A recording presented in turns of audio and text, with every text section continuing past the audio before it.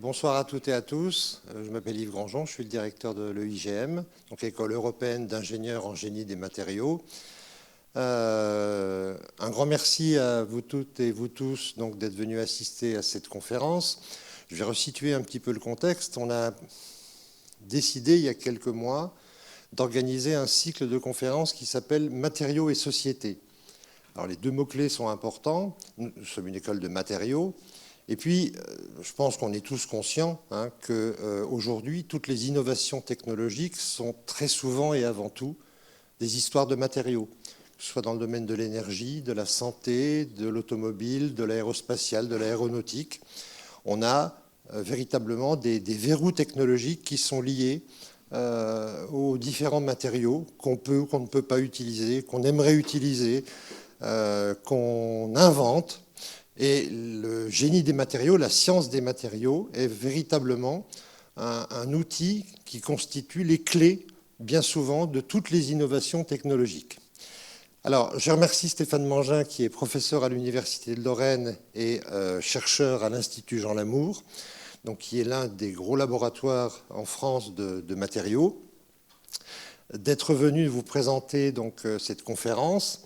Alors, il y a un mot qui me plaît bien là-dedans, c'est le mot défi. Oui, si l'enjeu d'un certain nombre d'innovations technologiques réside dans l'innovation dans le domaine des matériaux, on fait bien face à des défis. Alors, je vous citais tout à l'heure l'énergie, la santé. Là, on est en plein dans le numérique. Alors, vous le savez, on vit une véritable révolution en termes d'industrie du numérique. Il y a le big data, il y a l'intelligence artificielle. Je pense que Stéphane va en parler durant sa conférence. Et les deux dernières conférences de ce cycle étaient dédiées à Gustave Eiffel. Donc là, si on fait un bond en arrière, on est dans le matériau fer, mais on est dans un matériau qui a permis aussi de véritables innovations en termes de construction de structures, etc. Et l'esprit de recherche dans le domaine des matériaux reste le même. Donc, vous n'êtes pas venu pour m'écouter, vous êtes venu pour écouter Stéphane Mangin. Donc, je vais lui laisser la parole. Je vous souhaite une excellente soirée. Et je pense qu'on aura peut-être un petit temps après la présentation, si vous voulez échanger avec lui sur des questions. Il ne faudra pas hésiter. Voilà, je vous souhaite une excellente soirée. Bon, merci beaucoup Yves, monsieur le directeur, pour cette introduction. Je voulais vous remercier de m'inviter. Je voulais remercier Aurélie pour l'organisation de cette soirée et pour vous, bien sûr, d'être là. Donc, effectivement, on va parler de Big Data. Donc, c'est ça qui a attrait à la société pour ce soir. Et on verra effectivement l'importance des matériaux pour ça. Alors, première chose, qu'est-ce que c'est que le Big Data? On va essayer de voir un petit peu ensemble. Et puis, on n'est pas très, très nombreux. Donc, surtout, si vous avez des questions, levez la main et puis on peut tout à fait en discuter. Donc, le Big Data, qu'est-ce que c'est? C'est une grande quantité de données numériques. Donc déjà, première chose, on va faire une différence entre ce qu'est l'analogique, ici, et ce qu'est le numérique. Donc clairement, l'analogique, eh bien, vous connaissez tous les livres, les journaux, ça peut être des pellicules photos, ça peut être de la peinture, et tout ça, c'est de l'analogique. Et vous pouvez convertir l'ensemble de cette analogique en numérique. Vous connaissez les liseuses, les caméras, et Monsieur Hockney ici fait à la fois de l'analogique et du numérique dans ses peintures, ce qui est assez remarquable. Alors on va essayer de voir maintenant petit à petit un petit peu qu'est-ce que c'est que la partie numérique. On va s'intéresser à la partie numérique ou digitale. Alors l'analogique, clairement, pour écrire un texte, eh bien, vous avez un certain nombre de lettres. Et donc ces lettres, il faut les passer en numérique ou en digital. Et donc ça veut dire qu'il faut tout convertir en 0 et en 1. C'est toute l'idée, c'est d'aller convertir ce que vous connaissez, toutes les données, les convertir en 0 et en 1. Et donc, ce n'est pas très très difficile. En fait, vous voyez, vous prenez 8 chiffres ici, il y en a 8, qui sont soit des 0 ou des 1, et puis vous allez coder la lettre A par une série, la lettre B par une autre série, etc. Et à partir de là, vous allez pouvoir écrire un texte. Donc, tout simple, eh bien, un octet ou un bit, je dirais souvent bit, et donc ça représente une lettre, et ici, il y a 8 caractères, 8 0 ou 8 1. Et donc, si on prend maintenant une page, il y a à peu près 500 mots, il y a 6 lettres par mot, et on arrive au fait que si vous prenez une page écrite, eh bien, ça vous fait 25 000 bits, ça fait 3 kilobits. D'accord, 3 kilobits, et kilo, ça veut dire que ça en fait 1000. Ensuite, ça, c'est pour un texte. On peut faire tout à fait la même chose pour une image. Vous voyez cette très belle image ici, eh bien, qui est en noir et blanc. Eh bien, il suffit de coder le noir par un 0 et le blanc par un 1. Et là aussi, vous pouvez vous copier ceci et vous pouvez avoir accès à une image. Et puis, ça sera un petit peu plus compliqué s'il y a de la couleur, ça sera un petit peu plus compliqué s'il y a des films, mais vous avez l'idée. Tout ce qui est analogique se convertit en 0 et en 1. Et donc, après, il suffit d'écrire des 0 et des 1, et puis on a accès à l'ensemble de ces informations. Et donc ici, une photo, c'est 24 millions de pixels, et là on est à 7 mégabits. Donc on va voir ici, durant cette présentation, qu'on travaille souvent sur des grands nombres, des ordres de grandeur très différents. Alors, je suis certain, je vois beaucoup de gens pour qui c'est une évidence ce tableau ici, pour d'autres peut-être moins. Et donc, ce que l'on va faire, c'est que voilà, on va prendre une entité, et suivant que vous en avez 100, 1 million, etc., vous allez avoir 10 puissance, donc ce chiffre-là vous donne le nombre de zéros, et après vous avez une lettre, donc on va parler de déca quand il y en a 10, de kilo quand il y en a 1000, de méga quand il y en a 1 million, de giga quand il y en a 1 milliard, et vous voyez qu'on peut aller très très loin comme ça, et ça vous donne simplement le nombre de zéros. Donc ça, ce sera quand on aura des grandes quantités, mais on verra que dans ce domaine-là, on a à la fois des très très grandes quantités et des très petites quantités. Et donc dans ce cas-là, on est en 10 moins quelque chose, et le chiffre qui est là, ça vous donne le nombre de chiffres qui est après la virgule. Et pareil, on leur donne un nom. Donc on va essayer d'aller voir ça. Donc par exemple, pour le nombre de bits, si vous prenez simplement un livre, eh bien, ça fait, on l'a vu, 1 kilobit, 1000. Si vous prenez une photo ou une chanson, ça va vous faire 1 mégabit. Si vous prenez un film, ça fera 1 gigabit. Et si vous voulez avoir l'ensemble de tous les livres jamais écrits, vous prenez depuis le début de l'humanité tous les livres qui n'ont jamais été écrits, eh bien c'est 100, attendez, je vois moins bien, c'est 100 pétabits. D'accord? Donc 100 fois 10 puissance 18. Si on regarde le nombre de data qui avait été créé en 2003, on est là à l'hexa, 10 puissance 18. Si on regarde ce qui a été créé en 2011, eh bien là, on est aux zeta. Et aujourd'hui, on a une quantité de données qui a été générée qui est de 120 zétabits. Donc voilà, 120 fois ce chiffre-là.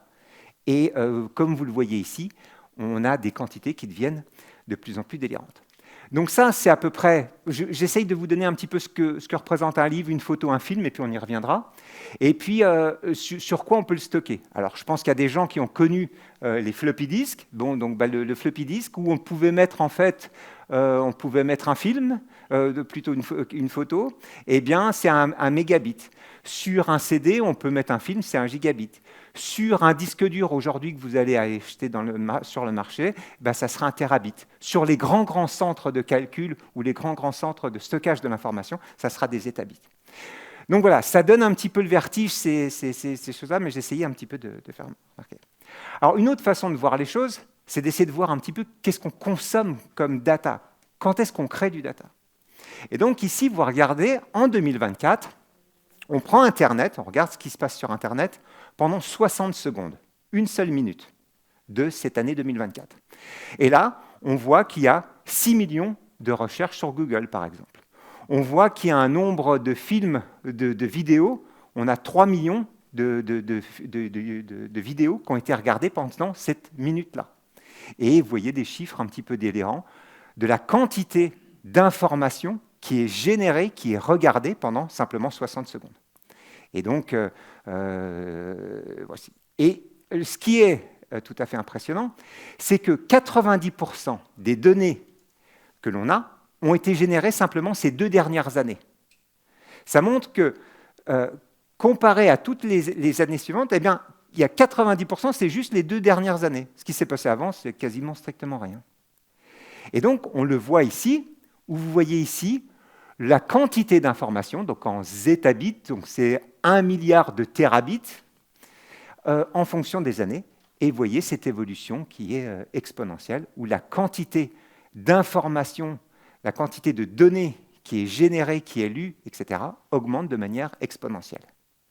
Et il n'y a rien d'autre qui augmente comme ça. Si vous regardez, par exemple, vous regardez, oh, il y a de plus en plus de voitures. Si vous regardez les nombres de voitures, l'augmentation des voitures ces 15 dernières années, on est à 1 fois 1,4. On a multiplié simplement par 1,4, alors que là, on a multiplié par 100. Donc voilà, tout ça pour vous convaincre qu'on est clairement dans un monde digital, et ça a un impact majeur. Voilà une photo des Champs-Élysées, le 31 décembre à minuit. Vous voyez qu'effectivement, le digital semble bien présent. Bon, vous le savez aussi bien que moi, et vous le croisez tous les jours. Une chose aussi, ça a un impact économique majeur. C'est-à-dire qu'ici, vous voyez en 2002, 2012 et 2022, les plus grosses entreprises. Et en bleu, c'est celles qui font du digital, ou du digital. Et donc là, il n'y avait que Microsoft en 2002, ici, il y avait Apple et Microsoft, et maintenant, vous voyez que les 5 premières sont des entreprises du digital. Les impacts importants sont aussi sur le fait que on va augmenter ce monde digital, ne va pas s'arrêter demain. Et pourtant, on aurait pu se dire, une fois qu'on s'est envoyé 200 mails par jour, qu'on s'est envoyé 300 vidéos par jour, voilà, est-ce qu'il y a vraiment besoin d'en faire plus? Vous avez des choses comme l'intelligence artificielle, ça on va en parler. Vous avez des choses comme la crypto-monnaie, l'Internet des objets, on en parlera aussi, ou le véhicule autonome, qui font que, a priori, ça ne va ne faire qu'augmenter, et que cette augmentation exponentielle, elle n'est pas prête de s'arrêter du jour au lendemain. Alors, on va en prendre quelques-uns, par exemple l'Internet des objets. Aujourd'hui, en gros, qu'est-ce qui est connecté? Votre ordinateur est connecté au cloud, on verra ce que c'est, et puis vous avez connecté votre téléphone à votre ordinateur. En général, vous êtes comme ça. Et puis vous êtes en train, aujourd'hui, il doit y avoir certaines Apple Watch ou autres qui font que la montre est connectée au téléphone. Et puis le personne est connecté au téléphone, et puis la voiture aussi, et puis demain le chauffage, après-demain le frigo, etc., etc. Et on aura connecté un grand nombre d'objets. Si vous connectez des objets, ça veut dire que vous avez de l'information qui passe de l'un à l'autre. Donc vous avez ces 0 et ces 1 qui vont passer de l'un à l'autre, et il faut bien les stocker quelque part. Donc ça va faire qu'augmenter. Et ce dont on parle, qui est de l'usage pour vous et moi, vous le retrouvez partout dans l'entreprise.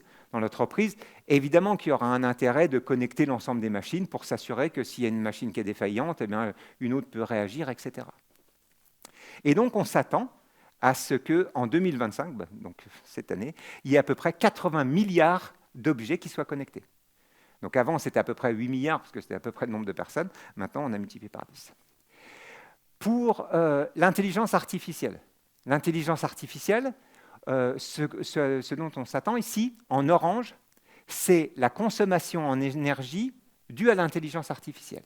Alors qu'en bleu, c'est toute l'électronique. Tout le reste en électronique, c'est-à-dire l'ordinateur, la production du digital, les ordinateurs, les téléphones, tout ça, c'est le bleu. Et là, on voit qu'en 2040, on devrait avoir plus de consommation due à l'intelligence artificielle qu'à tout le reste.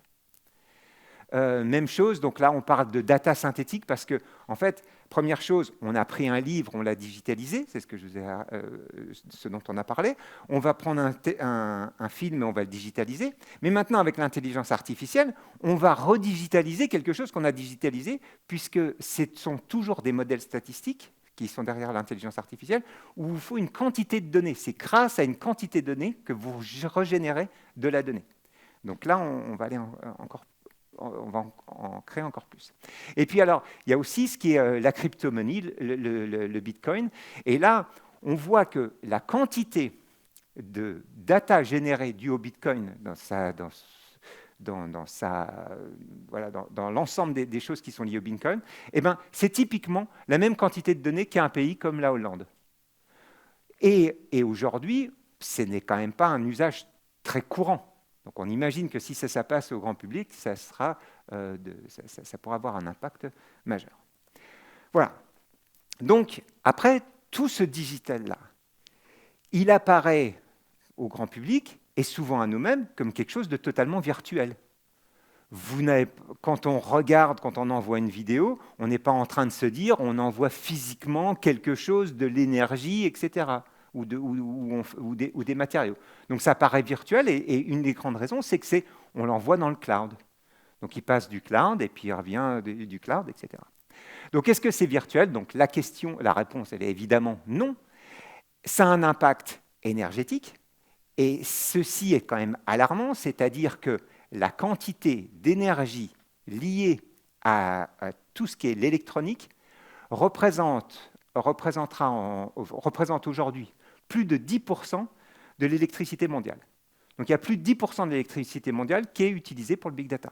On attend 20% pour 2030, et vous verrez sur d'autres graphes, on attend 100%, si on continue comme ça, si on regarde les modèles, 100% de l'électricité mondiale serait utilisée pour le big data, pour l'électronique, en 2040. 2040, c'est quand même pas si loin. Donc un problème d'énergie, un problème de matériaux. Donc là, c'est sur un téléphone. Vous voyez, donc c'est le tableau périodique avec tous les éléments qu'on peut trouver dans l'univers, et en couleur, ceux qui sont utilisés pour un téléphone. Donc la diversité des matériaux utilisés, la quantité des matériaux utilisés est extrêmement importante.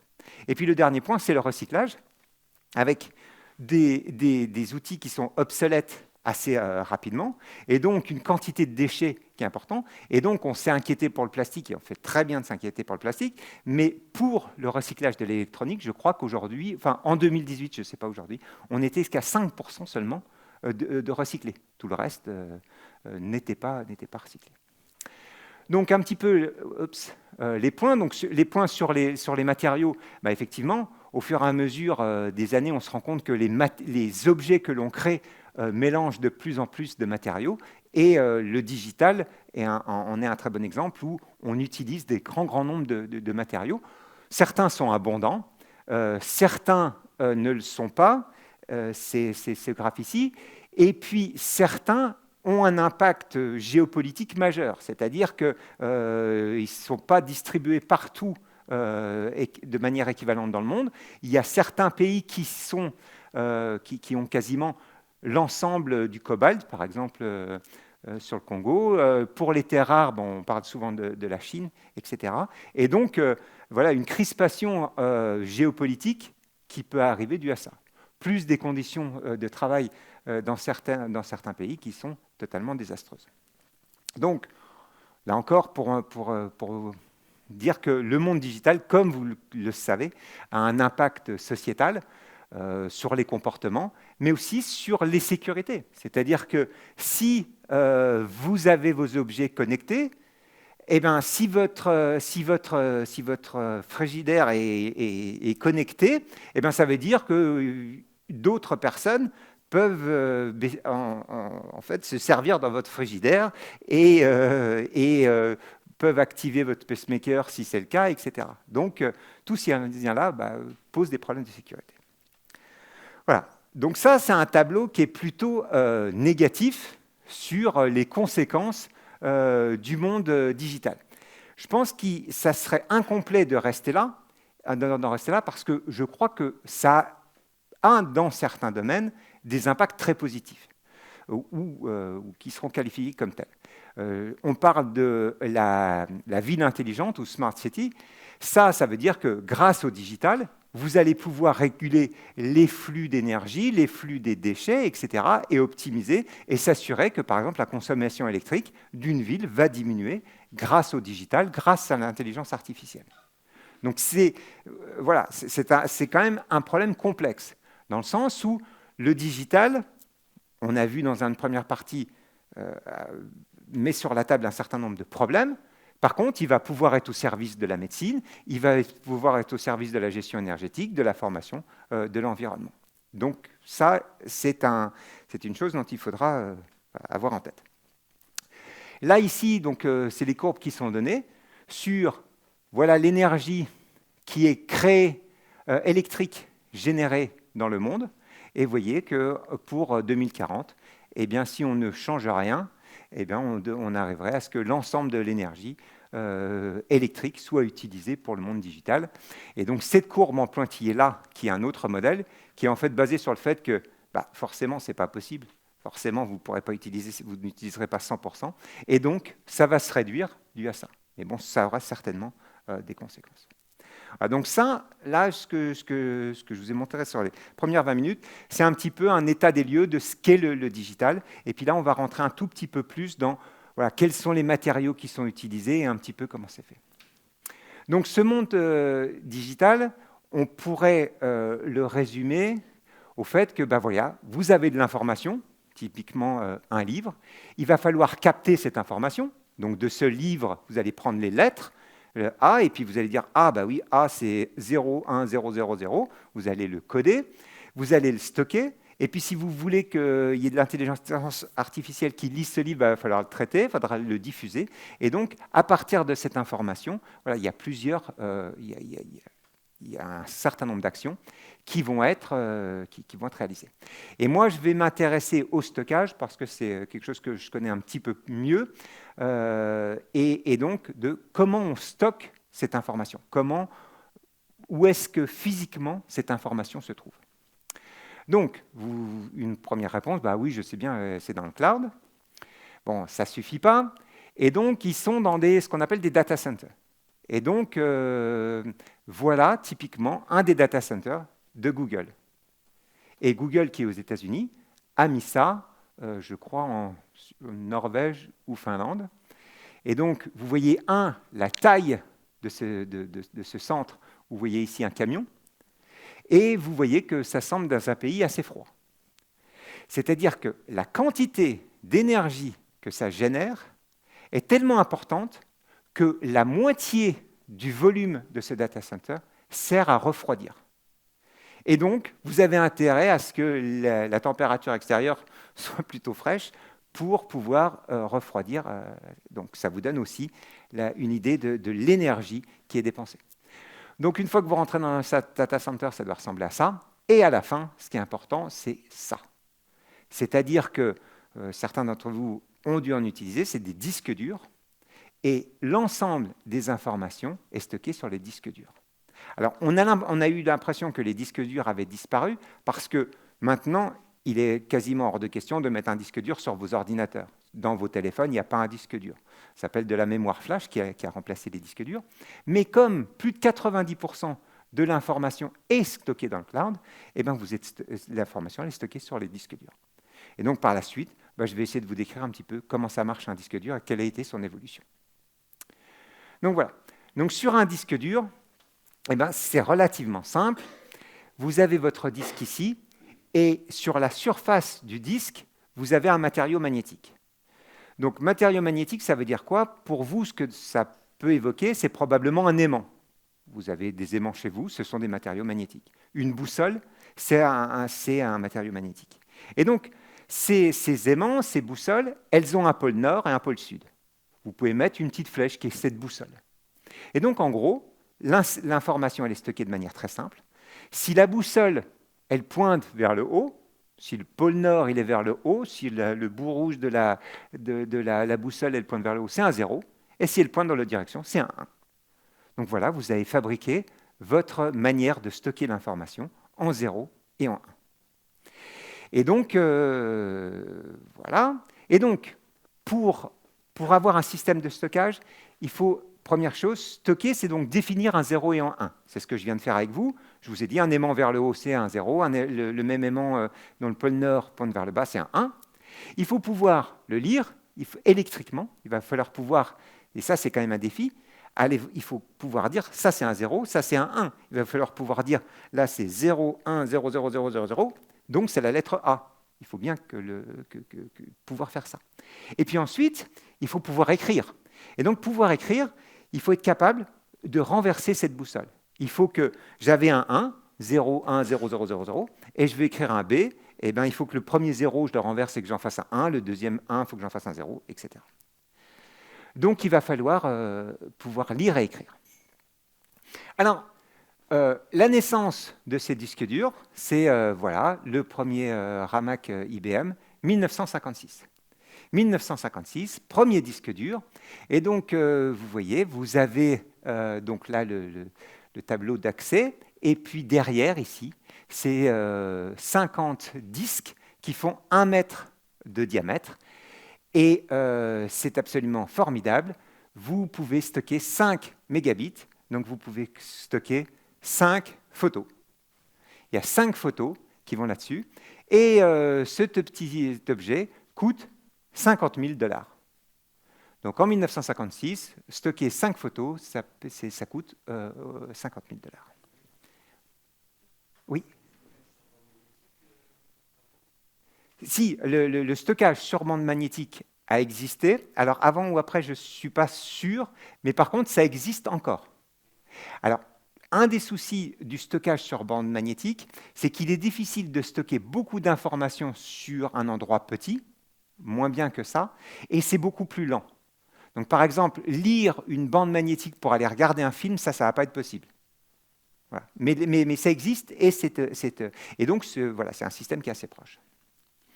Alors après, son évolution, et c'est là que c'est quand même assez formidable, voilà ce qu'on avait en 1956, et voilà ce que vous pouvez quasiment acheter chez Boulanger ou ailleurs, un disque dur de 20 terabits. Et donc, entre 1956 et maintenant, donc 70 ans, eh ben, en 70 ans, vous pouvez stocker 1 milliard de fois plus de choses. C'est-à-dire que la surface sur laquelle vous stockez de l'information, eh bien, elle a évolué d'un facteur 1 milliard. Vous stockez 1 milliard de fois plus de choses sur une certaine surface aujourd'hui que vous le faisiez en 1956. Et ce qui a fait que c'est utilisé tous les jours, c'est que ce facteur 1 milliard, on le retrouve aussi sur le prix. C'est-à-dire que le prix du gigabit, en 1956, c'est de 10 millions de dollars, et ça vaut aujourd'hui moins d'un dixième de dollar. Et vous avez ce même facteur, parce qu'effectivement, on peut stocker les choses. Voilà. Et donc là, effectivement, on a 5 mégabits. Et là-dessus, on peut stocker 10% de l'ensemble des livres qui n'ont jamais été écrits. Prenez l'ensemble des livres qui n'ont jamais été écrits depuis le début de l'humanité, vous achetez 5 de ces disques durs et vous copiez tout. Alors, on va rentrer un tout petit peu dans le détail de comment ça marche. Donc, ici, vous voyez, ce sont mes endroits où les boussoles sont vers le haut. Il faut des endroits où les boussoles sont vers le haut. Ça, c'est le 0, puis ça, c'est un 1, etc. Et puis, il faut ici une tête qui est à la fois une tête d'écriture et de lecture. Donc, l'écriture, il faut renverser une boussole. Et ça, vous savez tous le faire. Vous prenez une boussole, si vous approchez un aimant, si vous mettez un champ magnétique, ben, vous ferez tourner cette boussole. Et ben, c'est exactement ce qui se passe ici. Par contre, vous verrez qu'il faut le faire sur quelque chose qui est très petit, qui devient de plus en plus petit. Et puis après, il faut écrire. Alors, il faut écrire, là, il y a une tête de lecture. Alors, cette tête de lecture, ça va être un tout petit peu plus compliqué d'expliquer de comment on fait. Mais en gros, si vous avez une boussole, c'est donc comme un petit aimant, vous avez peut-être pu voir, si vous mettez de la limaille de fer, que ça suit un petit peu des lignes de champ magnétiques. Si ça vous parle, eh ben, en gros, on a des capteurs qui arrivent à attraper ces lignes de champ et qui vont pouvoir dire, bah, là, en dessous de moi, c'est un 0, au-dessus de moi, c'est un 1, etc. Donc, avec ce système-là, vous écrivez avec un champ magnétique en retournant un 0 et un 1, et vous lisez grâce à ce capteur. Alors, donc, c'est assez simple. Vous avez un bras de lecture. Donc, je vois qu'à beaucoup de personnes, je peux parler de vinyle. Vous voyez ce que c'est un vinyle, où vous aviez une tête qui passait autour de votre disque, et puis vous arriviez à lire comme ceci. Donc là, il y a une tête qui passe, et puis en dessous, vous avez des 0 et des 1 qui sont à lire. Donc, il y a deux parties importantes dans le disque dur. Il y a le disque lui-même, sur lequel vous avez encodé vos 0 et 1 grâce aux boussoles, et puis vous avez la lecture qui permet d'aller voir si c'est des 0 et des 1. Et je trouve ça absolument, pour y avoir travaillé un petit peu dessus, je trouve ça absolument incroyable ce que ce petit objet est capable de faire, et on va essayer de le voir ensemble. Première chose, il tourne à une vitesse de 7000 tours par minute. Alors, bon, ça peut ne pas vous surprendre, mais 7000 tours par minute, c'est typiquement les vitesses d'une turbine d'un avion. Hein. C'est à peu près ces vitesses-là. La surface, la taille du 0 et du 1, la surface où est encodé un 0, elle fait 10 fois 45 nanomètres. Donc on est au nanomètre, on verra ensemble ensuite, ça fait 10 moins 9 mètres. Donc 1 milliardième de mètre, c'est 10 fois 1 milliardième de mètre fois 45 nanomètres. Vous avez ensuite la hauteur, ça c'est ce qui me paraît le plus délirant, la hauteur à laquelle vole votre tête de lecture. Elle est simplement à 3 nanomètres, donc 3 milliardièmes de mètre au-dessus du disque. Il faut avoir une résolution, il faut être capable de précisément avoir la position de cette tête de lecture à 1,4 nanomètres. Et il faut savoir qu'on lit 1 milliard d'informations par seconde. Cette tête de lecture peut lire en une seconde 1 milliard de 0 ou de 1. Ensuite, voilà, on écrit en 1 nanoseconde, c'est la même chose, ça veut dire qu'il faut 1 milliardième de seconde pour écrire un point. Et alors, ce qui est aussi étonnant, c'est la distance que parcourt cette tête de lecture en un an. Eh bien, en un an, elle fait 2 fois la distance Terre-Lune, et la distance Terre-Lune, c'est 380 000 km. Donc, oui, ça tourne. Je vois bien, c'est certain que ça ne vous paraît pas extraordinaire. Bon. C'est dommage, mais c'est tout à fait extraordinaire. Et donc, ce qu'on va essayer de faire, pour que ça soit qu'on puisse plus toucher les choses, on va multiplier ça par 1 million. On va faire comme si c'était 1 million de fois plus grand pour se rendre compte. Donc voilà, on passe à 1 million de fois plus grand. Le disque, il fait 100 km de diamètre. Je vous ai mis ici la Meurthe-et-Moselle, vous avez 100 km de diamètre. La tête de lecture, ça devient un jumbo jet, un Boeing 380, un Airbus 380, un énorme avion. Là, ce que va détecter cet énorme avion, c'est au sol, il va voir quelque chose qui fait la taille d'un pouce, 1 cm par 4,5 cm. Cet avion, il a une vitesse de 30 000 km par seconde, donc 1/10 de la vitesse de la lumière. Donc ça va quand même vite. Hein. Et à cette vitesse-là, il arrive à repérer un pouce. Et là, le plus délirant, c'est que cet avion, il vole à 3 mm du sol. Donc il ne faut pas qu'il y ait trop d'herbe, pas trop d'arbres ni de bâtiments, parce qu'il va avoir un problème. Et il va lire, il va trouver ses pouces, il va en trouver 1 milliard par seconde, il va voir si le pouce est vers le haut ou vers le bas, il va en voir 1 milliard par seconde. Ça vous surprend plus? Je ne sais pas, ça paraît délirant. Donc un peu sur les ordres de grandeur, la taille du disque, c'est une dizaine de centimètres. La hauteur de vol, c'est ici, c'est du nanomètre. Donc vous voyez, beaucoup d'ordres de grandeur aussi en termes de distance. Et forcément, les deux sont liés, c'est-à-dire que si vous avez une quantité d'informations aussi importante et que vous voulez stocker sur quelque chose de petit, c'est d'autant plus petit que ce que vous avez à stocker est important. Et donc là, on va voir un petit peu en sciences des matériaux ce que ça veut dire, parce que ça veut dire qu'il y a beaucoup de sciences des matériaux qui sont derrière. Et donc là, on va commencer par le disque lui-même. Alors sur le disque lui-même, c'est fait de petits grains. Donc vous voyez, ces grains-là, ils font à peu près 8 nanomètres.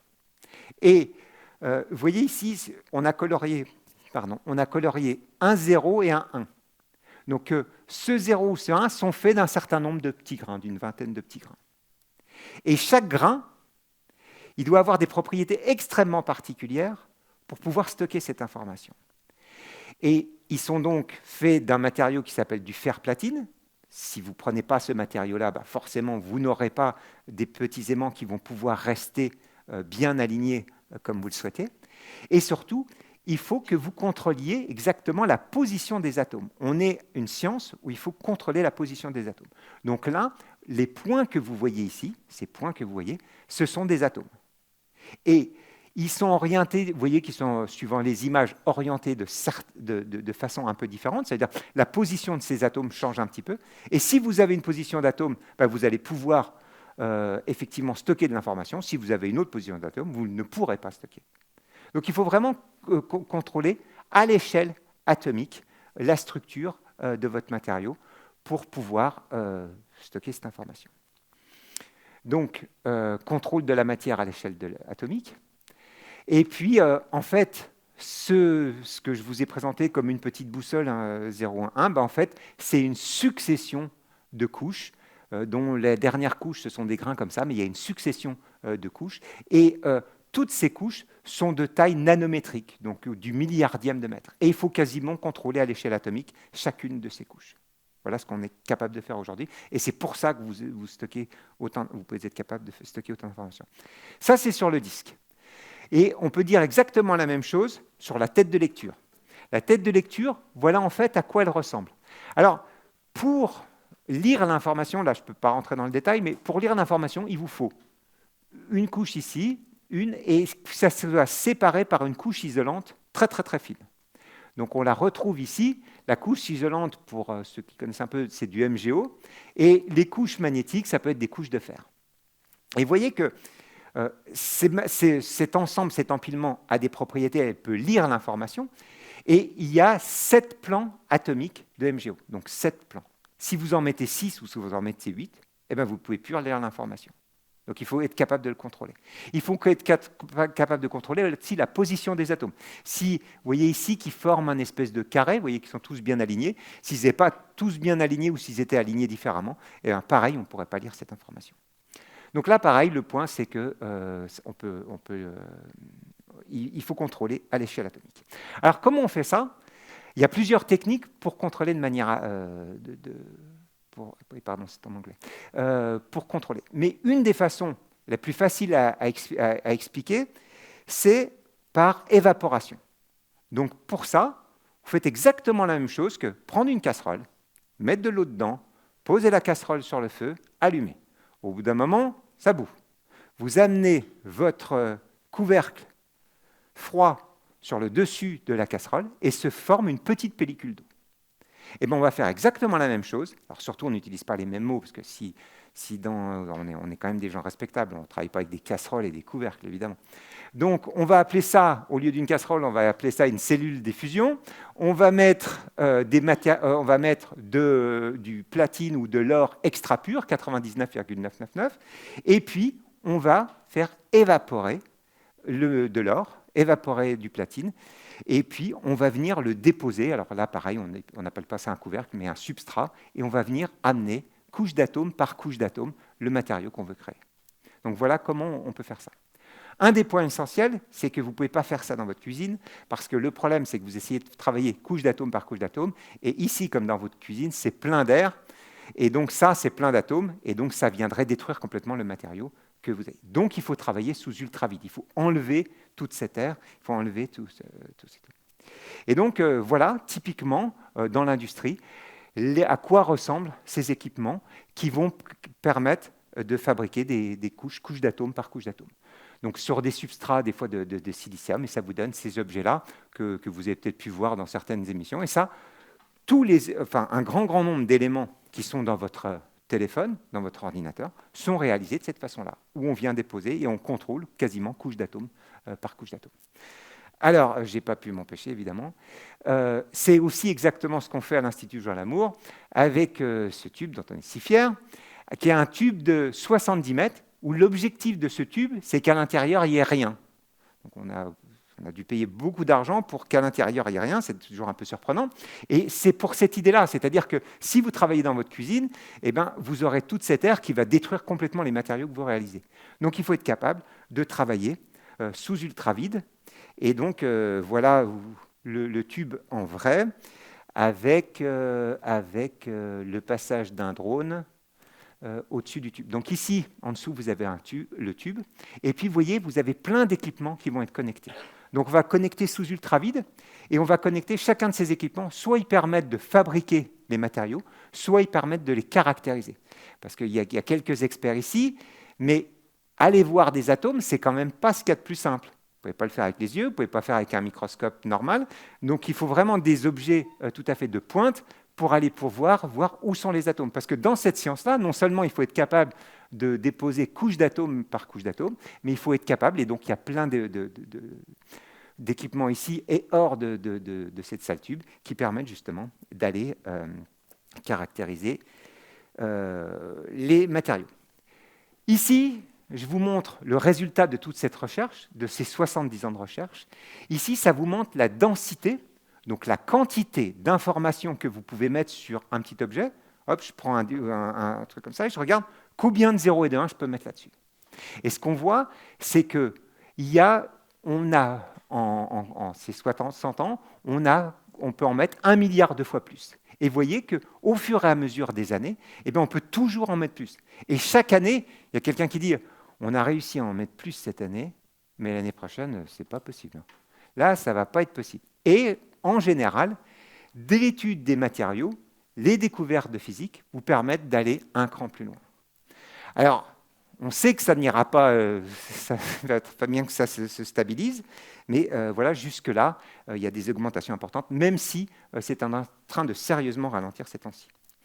Cette évolution-là, je vous l'ai déjà dit, ça se répercute sur le prix, parce qu'en fait, un disque dur, ça coûte toujours le même prix, mais par contre, si vous êtes capable de mettre plus d'informations, la quantité, l'information, le prix de l'information en fonction des années, il décroît, là aussi, de manière exponentielle. C'est-à-dire que quand on passe un cran ici, ce n'est pas simplement qu'on décroît, c'est qu'on divise on divise par 10 à chaque fois. Donc on va très très vite.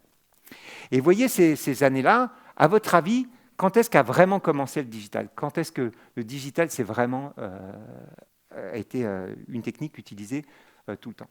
Eh bien, vous allez voir que ça, c'est le prix du digital qui décroît comme ça. Et si on regarde, quel est le prix de l'analogique? Eh bien, c'est ça. C'est-à-dire que si je veux écrire sur un journal, si je veux prendre une photo, la quantité de gigabits, 1 gigabit, ça vaudra à peu près $100. Que ça soit sur un journal, que ça soit sur un film, etc. Par contre, si vous l'avez numérisé, à partir des années 2000-2002, vous voyez que c'est bien plus intéressant de le faire de manière digitale. Et c'est à peu près dans ces années-là que le digital s'impose. Et donc, on va même le voir ici. Ici, c'est en fonction des années. En orange, c'est le digital. C'est l'analogique, pardon. En orange, c'est des livres, c'est des journaux, c'est des photos, c'est des films. Et vous voyez qu'en 1986, le côté digital, il fait moins de 1%. En 1993, voilà, il fait 1%. En 2000 et quelques, il fait maintenant 25%. Et donc vous voyez qu'à partir de ces années 2000-2002, c'est là où tout l'analogique devient remplacé par du digital. Voilà. Alors j'ai fait un petit peu regarder quelle est la consommation énergétique de ces choses-là. Et donc j'ai repris la quantité d'informations que l'on met, la quantité d'énergie. Et vous voyez que typiquement, si vous avez 5 photos, c'est à peu près 1 Wh. Si vous avez, voilà, donc ça me permet d'avoir un petit peu des notions d'énergie. Donc ici, j'ai essayé de trouver l'énergie pour un film, pour une vidéo YouTube. Et donc on est à 40 watts, 200 watts. Alors 40 watts, ça représente quoi? Typiquement, une ampoule LED, pour 1 heure, c'est 6 watts. Pour une ampoule normale, c'est 60 watts.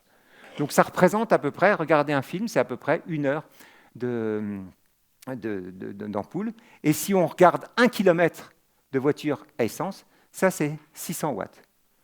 Donc il vaut mieux quand même regarder un film, si les choix sont ceux-là, il vaut mieux franchement que vous regardiez un film que vous fassiez 1 km de voiture. Ensuite, j'ai essayé de trouver des choses les plus délirantes possibles. Donc, en 1 minute, sur Internet, il y a 3 millions de photos. 3 millions de photos, c'est à peu près 1300 km faits en voiture. Sur Internet, en 2023, il y a été posté 500 millions de photos de chats. Sûrement très, très important, et ça représente 430 000 km. En un an, en photo, en vidéo, il y a 60 millions de kilomètres qui ont été réalisés. Mais bon, il faut se rappeler qu'en France, voilà, vous avez 430 milliards de kilomètres qui ont été faits en voiture.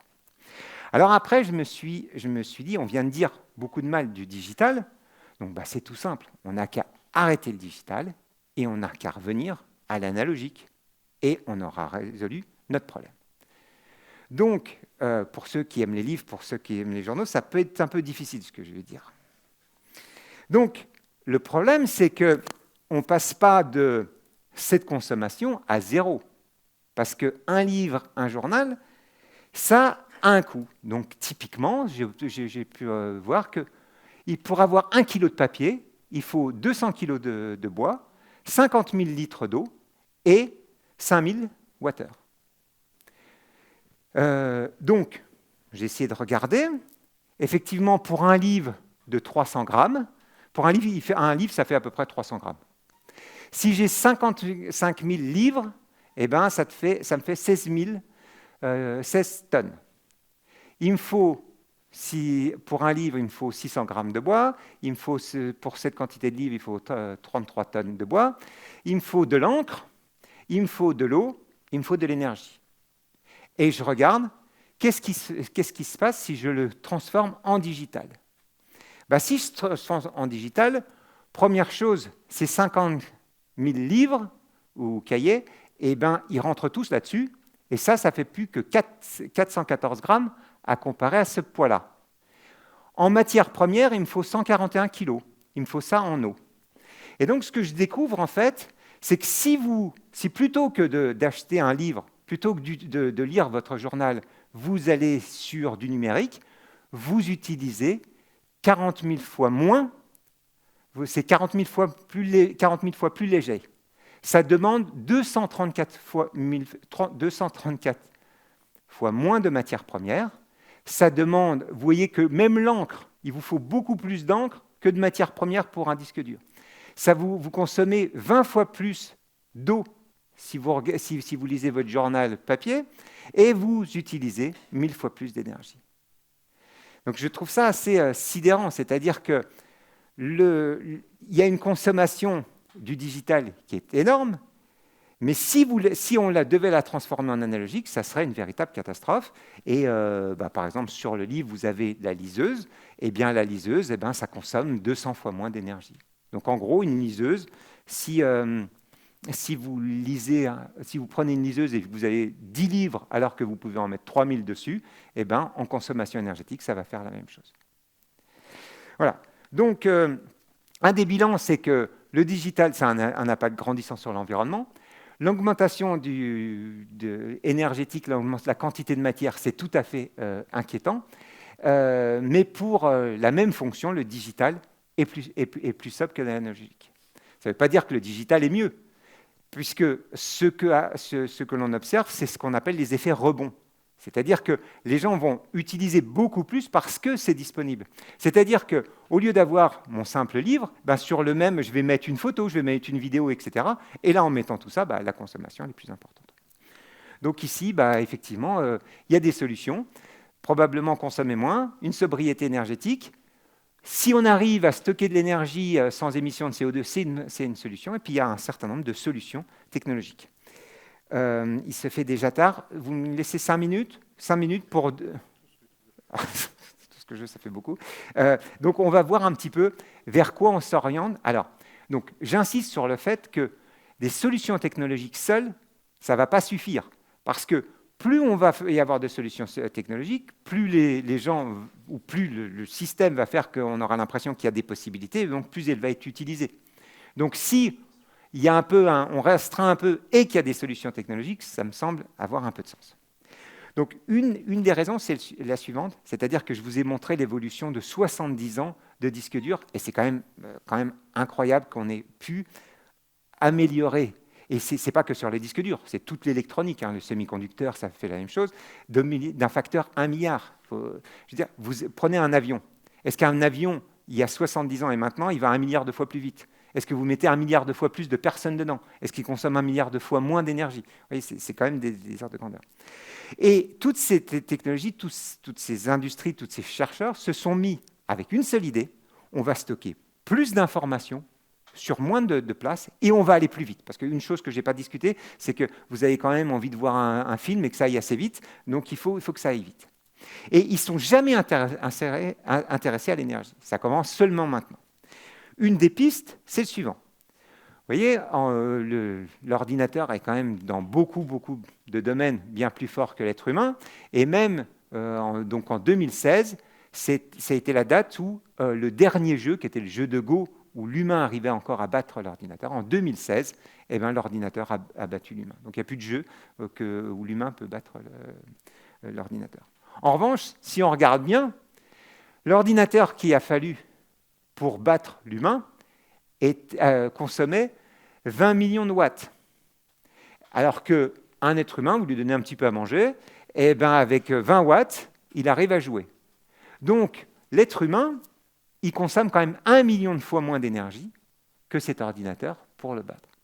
Donc, les gens s'intéressent à est-ce que la façon dont les neurones marchent, est-ce qu'on peut travailler les matériaux justement pour faire du calcul neuromorphique. Et donc, il y a un certain nombre de systèmes qui permettent de faire du neuromorphique pour essayer de consommer beaucoup moins d'énergie et d'arriver au même résultat. Alors, là, pareil, comme le tube, je n'ai pas pu m'empêcher. Donc, moi, je m'intéresse à l'électronique de spin. Donc, je vais essayer de vous en parler. Donc, surtout, on ne prend pas peur. L'électronique conventionnelle, c'est tout simple, en fait. C'est simplement des électrons. Donc, vous savez tous qu'il y a un atome et puis des électrons qui tournent autour. Et puis, lorsqu'on allume une lumière, c'est des électrons qui passent. Et on s'intéresse au fait que l'électron, il a simplement une charge, il est chargé négativement, et il a une masse. Et si on sait ça, eh bien, on fait toute l'électronique, quand même tout simple. Si vous rajoutez le fait qu'en plus, il a une petite boussole, on a parlé des petites boussoles, en fait, c'est comme s'il comportait une petite boussole qu'on appelle spin, ça fait mieux, eh bien, là, vous faites de l'électronique de spin. Et à partir du moment où vos électrons et leurs spins interagissent avec de la matière, mais il faut que ça soit vraiment à l'échelle atomique, c'est-à-dire que si on va à des échelles plus grandes, on perd tous les phénomènes, eh ben, on obtient des phénomènes particuliers. Et vous savez, je n'ai pas voulu vous parler de la technique de lecture, je n'ai pas voulu vous parler de comment ça marchait. Mais en gros, c'est basé sur ça. C'est basé sur le fait que l'électron a un spin et donc qui va ressentir le champ magnétique qui est créé par le 0 et le 1. Et donc ça a donné déjà un certain nombre de... Et notre objectif, il est le suivant. Alors, il n'y aura qu'une seule équation. C'est ça le problème. Là, il est là le problème. L'énergie que l'on consomme, c'est des électrons qui passent. Ils passent dans un fil ou dans un dispositif qui a une certaine résistance, c'est R. Vous avez une quantité de courant, c'est I, et ils passent pendant un certain temps, delta T. Et l'ensemble, ce produit-là, la multiplication de ça, ça vous donne l'énergie que l'on consomme. Donc, on a réfléchi, on s'est dit, mais ce qu'il faut faire, c'est amener delta T vers 0. Si on fait tendre delta T vers 0, ça sera petit. Et donc, on travaille avec des lasers ultra rapides pour essayer d'avoir les mêmes fonctions, mais à des temps très très courts. Et on parle des femtosecondes. Donc ça, femtosecondes, là aussi très petit, c'est 10-15 secondes, c'est petit. Ensuite, avec là, pareil, je ne vais pas rentrer dans les détails, au lieu de faire bouger des électrons, on n'a qu'à faire bouger des électrons dans un sens avec un spin dans un sens et dans l'autre, et en gros, ça vous fait tendre I vers 0. Donc ça, c'est une autre façon de faire. Et puis le dernier, vous avez peut-être entendu parler de la supraconductivité. La supraconductivité, ça permet d'avoir une résistance nulle. Donc on essaye de voir comment on pourrait remplacer ce qui existe déjà en utilisant ces phénomènes-là, soit aller à des temps très très courts, soit faire des courants de spin, soit utiliser de la supraconductivité. Une des choses qui est quand même importante dans la science des matériaux comme ailleurs, ce n'est pas en améliorant la bougie que l'ampoule a été créée. Ça veut dire que si on cherche quelque chose de disruptif, si on cherche à quelque chose qui a des propriétés différentes, il y a un moment, ça ne suffit plus de prendre ce qui existe, la technologie qui existe, et puis de l'améliorer. On peut le faire, et ça a été fait. Il y a des moments où il faut faire un saut technologique. Et donc là, c'est ça un peu la recherche qui a lieu à l'IGL et ailleurs, c'est d'essayer justement de pouvoir faire des technologiques en essayant de mieux comprendre la matière. Ça ne marche pas à tous les coups, loin de là. Donc voilà, je vais peut-être juste vous présenter ici ce qu'on a réussi à faire avec les lasers, vous savez, ultra rapides. Donc là, je vais vous montrer le résultat d'une expérience en direct. Ce que vous devez voir ici, vous devez voir deux contrastes. Vous voyez quelque chose qui est plus noir et quelque chose qui est plus blanc. En gros, ce qui est plus noir, c'est un matériau dont les boussoles sont dirigées vers vous. D'accord ? Donc, comme un disque dur, hein, je vous ai dit, il y a des petites boussoles qui font des 0 et des 1. Donc, de ce côté-là, c'est des 0, les boussoles, elles pointent vers vous. Et puis, de ce côté-là, les boussoles, elles pointent dans l'autre direction. Et on a des moyens pour faire deux couleurs différentes pour ça. Et ce que on a discuté, on a dit, tout de suite, vous m'avez dit, ou je vous l'ai dit, que pour renverser une boussole, il suffisait de mettre un champ magnétique. Et c'est ce qui a toujours été utilisé jusque ces dernières 30 années. Mais là, on va voir, je ne mets pas du tout de champ magnétique, je vais simplement utiliser ma lumière, et la lumière, je peux la polariser, ça aussi un petit peu plus, rentrer dans le détail, et vous allez voir ce que ça donne de pouvoir passer... non.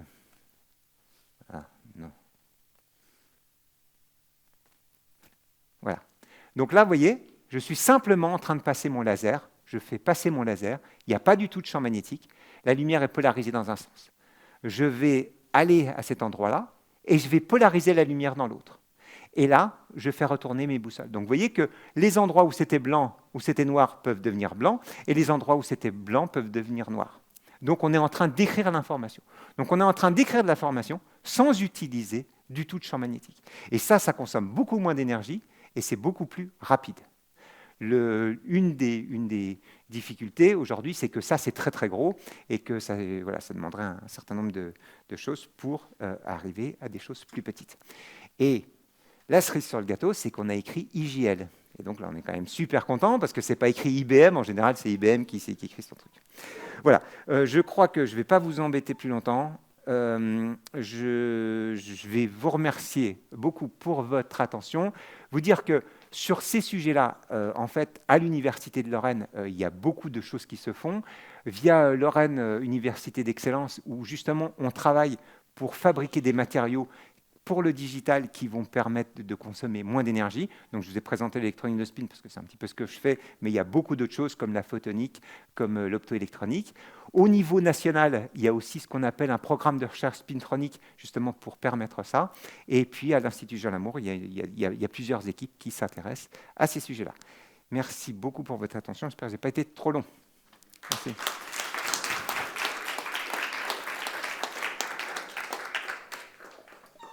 Merci beaucoup à Stéphane Mangin. Effectivement, comme ça a été dit, Stéphane a vraiment le talent de nous rendre intelligents et de rendre compréhensibles des choses qui ne sont pas évidemment à la base.